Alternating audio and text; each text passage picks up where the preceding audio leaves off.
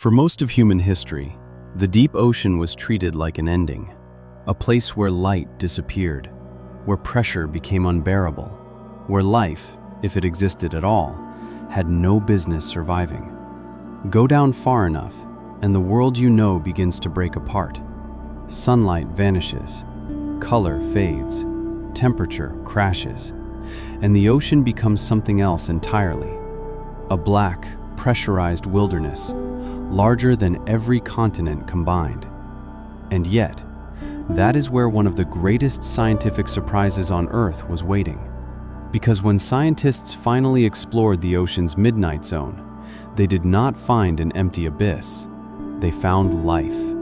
Not weak, accidental life, but hunters, glowing organisms, strange animals built for darkness, and ecosystems thriving without a single ray of sunlight.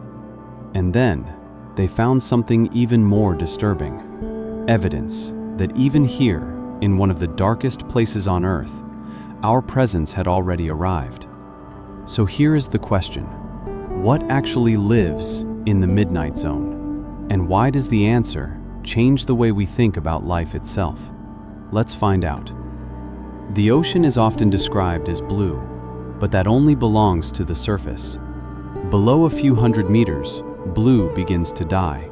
Red disappears first, then orange, then yellow, and eventually, everything becomes shadow. At around 200 meters, you enter the twilight zone. There is still some light here, but not enough to support life as we know it.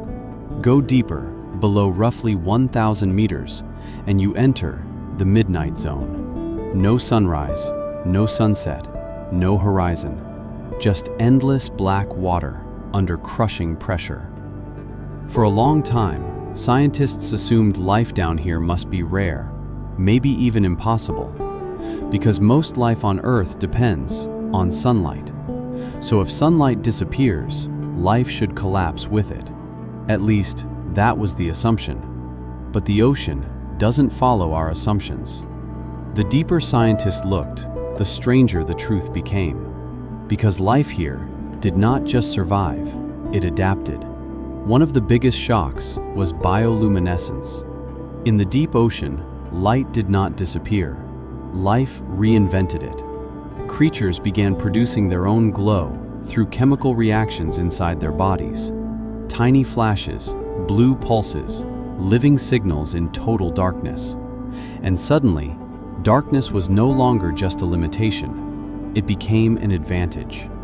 The anglerfish is the perfect example. Floating in the black, with a glowing lure in front of its mouth, it turns curiosity into a death sentence. Other creatures use light to communicate. Some use it to confuse predators. Some release glowing clouds like a smokescreen. And some use light to disappear. They produce a glow beneath their bodies, matching the faint light above, making themselves nearly invisible. It is camouflage made out of light. The deeper scientists explored, the clearer it became. This was not a dead zone. It was an arms race. Everything here is about efficiency. Wait longer, waste less, strike faster. Because in this world, food is never guaranteed. That is why deep-sea creatures look so extreme. Massive jaws, expandable stomachs, needle-like teeth, eyes adapted to detect the smallest trace of movement or light. They are not monsters, they are solutions.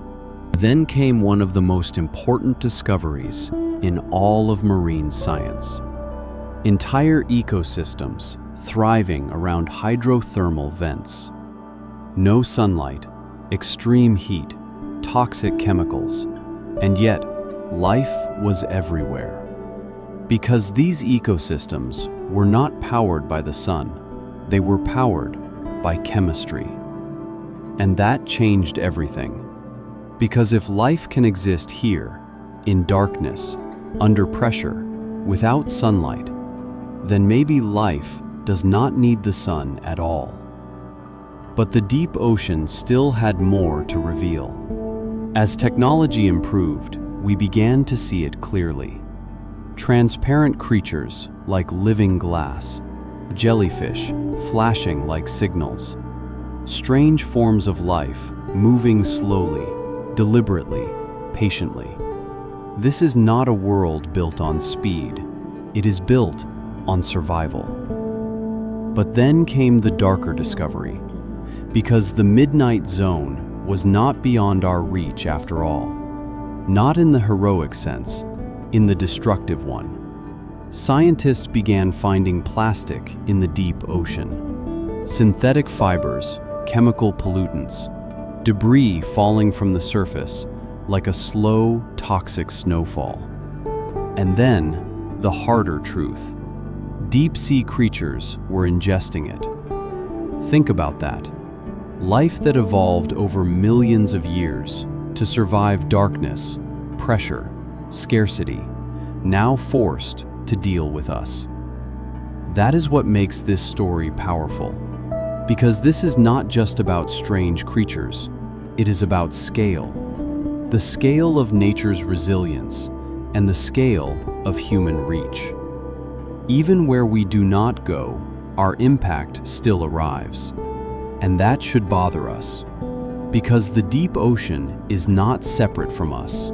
It shapes the planet in ways we barely understand.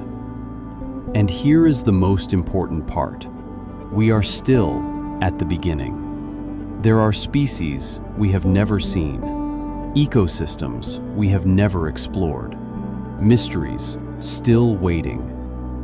So what lives in the ocean's midnight zone? A completely different version of survival. A world where light is created, food is uncertain, pressure is crushing, and life still refuses to surrender. And maybe that is the real discovery. Not just what lives down there, but what it proves.